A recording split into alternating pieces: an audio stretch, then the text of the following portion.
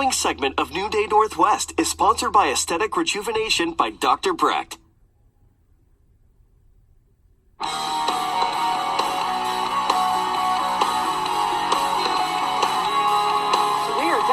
Going to enjoy the stretch of good weather we're experiencing right now, and it has people headed to the water to keep cool. So here with what she calls bikini ready options for swimsuit season is Dr. Christina Brecht from Aesthetic Rejuvenation. It's good to have you here. Thank you, Margaret. So bikini ready means what?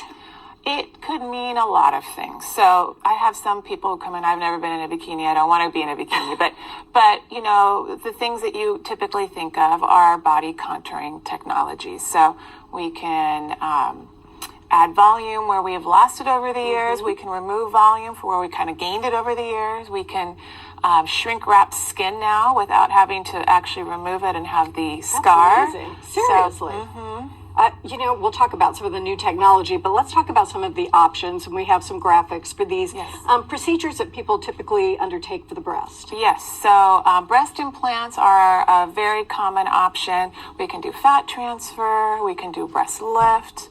And, you know, everyone's a little bit different. This is someone who just over the years lost weight and volume.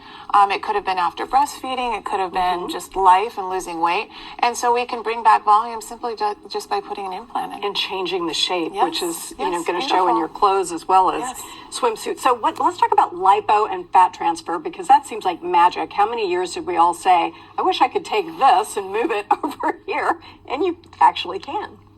Yeah. So here, this is a great, so we call it BBL, Brazilian butt lift is kind of but basically just bringing your beautiful shape and making it, accentuating the areas that you want a little bit more curvy, and then removing volume from the areas that you want a little smaller. So in this case, I worked on her left and right lower back for lipo, and then I used several technologies for that, for liposuction, and then we added the fat transfer. I sculpted it into her buttock area. And does it sort of feel like that as you're doing the surgery, that you are actually sculpting? I feel like I'm sculpting. Yeah, I feel like I'm actually sculpting away the volume from one area and adding it to another. Moving it over here. Yes. Lipo and healthy living. Talk to me about those. Yes. So I wish that every person I did lipo on would complement it with eating healthy and exercise. And a lot of people do. And some people say, well, I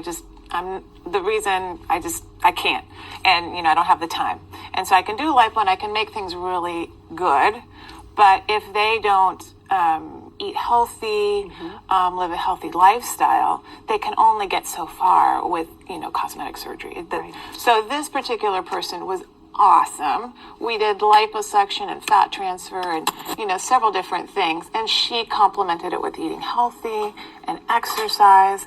And, you know, that just makes my work look that much better. Yeah, and you would think anybody would want to, right? Yes, of course. You've got this going, and you want to make sure that you keep it there. It's hard. Healthy living is hard, but I always try to encourage that along with Absolutely. what I do. So what kind of anesthesia do you use typically for these procedures? So I don't need general anesthesia for any of the surgeries that I do. It doesn't matter if I do facelift, breast lift, tummy tuck, it doesn't matter. I use a combination of tumescence anesthesia, which is like a big local, and then they get meds by mouth that kind of help them relax ahead of time. So a combination of those things put people into kind of a happy place. Right. Pretty much people the next day come back and describe it as a pleasant experience. Do they remember what happened? They remember coming to the office. They remember it being a pleasant experience. They tend to have more post-procedure comfort because the tumescent anesthesia kind of stays with you. So typically, the majority of patients go right to Tylenol or Motrin the next day. Wow, so the recovery is really quick. I want people walking starting the very next day.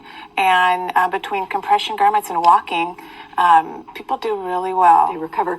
Is there scarring, and where and how much? Teeny tiny little dots, so small we don't even need stitches. And that's liposuction and fat transfer. That's amazing, because the instruments you use are very small. They're small and they're long, so I can go through very specific points. Through the belly button where you can't even see it even the next day sometimes, yeah. Okay, so is this surgery for anybody, or are there some people that you want to lose some weight or do something else first? I optimally want someone to be healthy, baseline healthy. So that's the obvious thing. If someone wants to lose weight ahead of time, usually they've tried their darndest to lose in those problem areas already. And so by the time they've come to me, they say, I've tried it all. Right. And these are just stubborn areas. And there's some areas like when we're doing volume enhancement to the breast, it has nothing to do with weight loss. Exactly. They've already lost the weight. And now they're like, okay, well, I lost all the weight, but then I lost my shape too. So it's that fine balance. So I can bring back the volume to those areas and they can still keep their slim selves. Let's talk about what happens with fat. When it's removed, can it come back? If it's put someplace, can it go away? Yeah. Or is that a permanent fix for those fat cells? Yeah, so we have a certain amount of fat cells. And when we're doing liposuction, we're removing those ones permanently. There are still fat cells there that could grow. So optimally, if you're gaining or losing weight, things can modify. So when you lose weight, you actually end up looking better. With fat transfer, if you gain weight, you actually can enhance and make your fat transfer look a little better. Interesting. Yeah. But there are finite amounts of fat cells, right? Correct. So they can get bigger and smaller, but you're not going to get more of them. So what is the likelihood that you might have to have any of these procedures done again, or is it a pretty permanent thing? You certainly can. Nothing is permanent. We are constantly Life goes evolving. on. Yeah. We are constantly evolving. Gravity happens. Volume changes happen, weight changes happen, hormonal changes happen. There's so many variations in it. But you certainly can have the procedures again to make it even better. And with fat transfer, a lot of people say, oh, I love it, I want more. And so we can certainly do that. Liposuction, we can certainly do it multiple times. Yeah. Interesting. Thank you very much. You're Yeah. going to stick around and talk to us on our panel today. If you'd like to book a complimentary 20-minute consultation with Dr. Brecht or to take a look at her other services, please visit her website. It's there on the screen. We'll have it on our website as well.